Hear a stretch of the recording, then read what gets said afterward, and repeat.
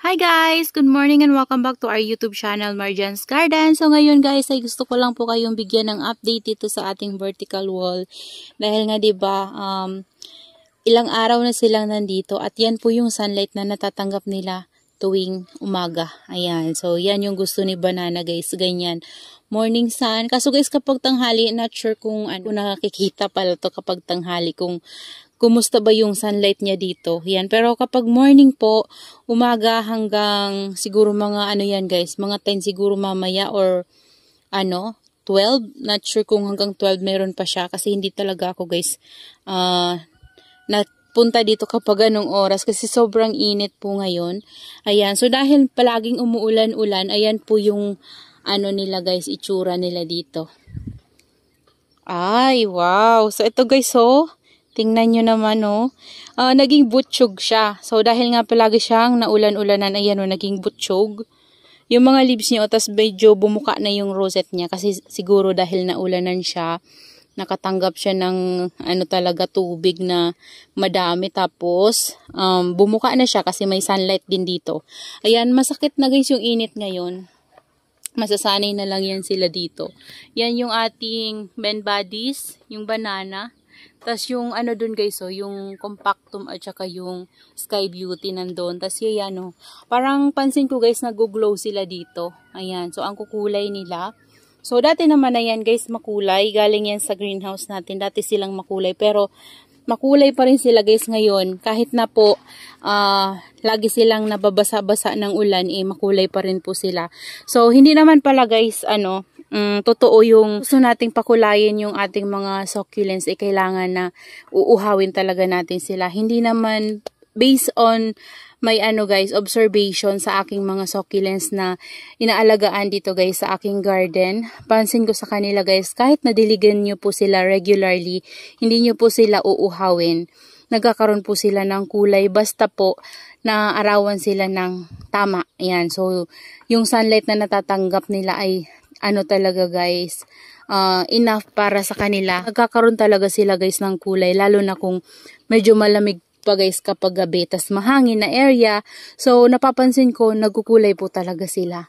Yan, tingnan nyo naman yan guys. So kahit na palagi yan nababasa, makulay pa rin. So nung kinuha natin yan sa loob ng greenhouse, ganyan na yung color nila. Pero ngayon, pansin ko, lalo silang nag-glow. Kasi tumaba yung mga hibla ng leaves niya. Tapos makulay sila, makintab yung leaves. So, lalo sila guys gumanda dyan banda. So, kapag sobra naman guys yung ulan, siguro lalagyan ko na lang sila ng DIY plastic yung takip para hindi sila masobrahan ng ulan kapag palaging maulan. So, mahirap na guys, baka mamaya maalam yung iba nating succulents kasi 'di ba kapag talagang yung mga succulents natin nilalagay natin sa ROS, talaga namang risky. Yan, kailangan ready tayo na mawala sila sa atin kasi possible na sila ma-rot or ma-stem rot, yan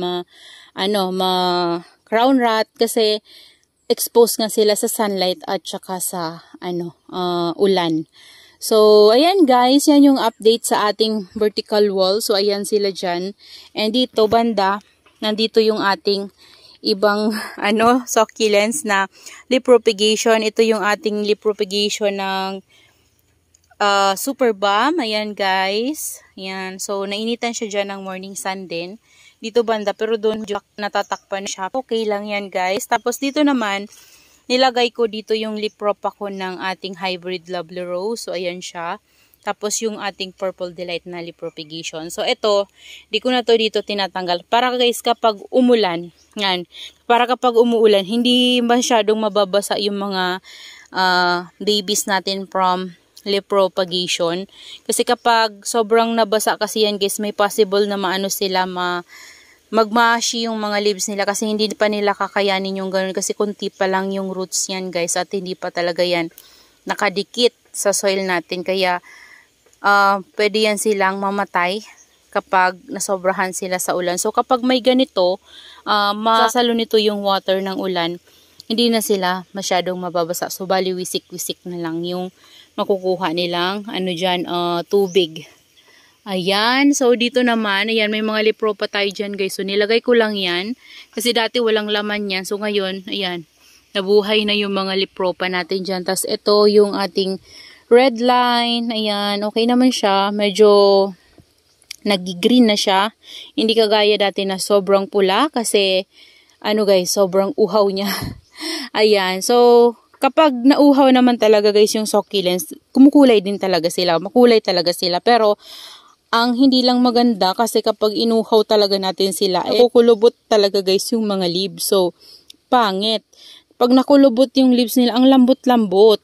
So, kapag ganito naman, tingnan nyo guys, enough sunlight yung natatanggap nila dito. Tapos makulay sila.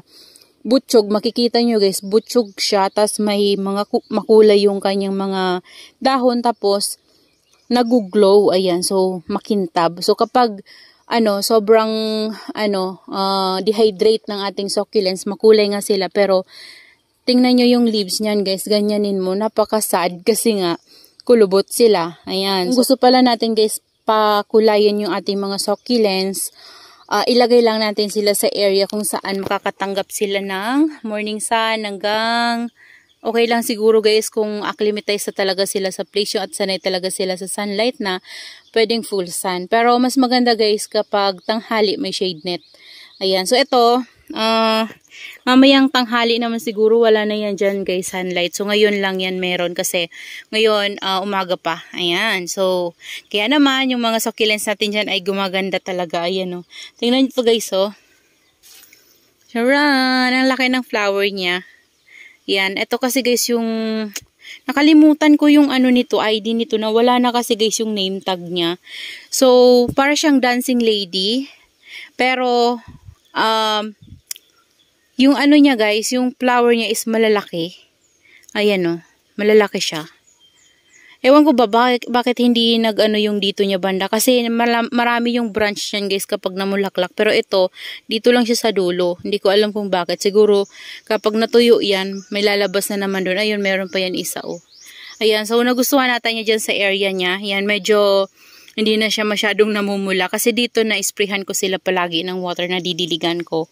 So ito naman, okay naman siya dito guys. So, yan, kasi lagi na siyang nababasa-basa. Ayan, so yung ating mga naman dyan guys, so okay naman sila, namumulaklak. Ang daming bulaklak, mga puti.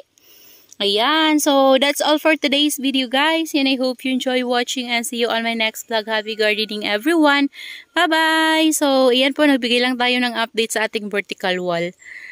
Ayan po sila, ang ganda nila dyan guys. At dito yung ating mga pechay and yung ating mga aloes propagation. Yun lang guys, ingat po kayo palagi, bye bye.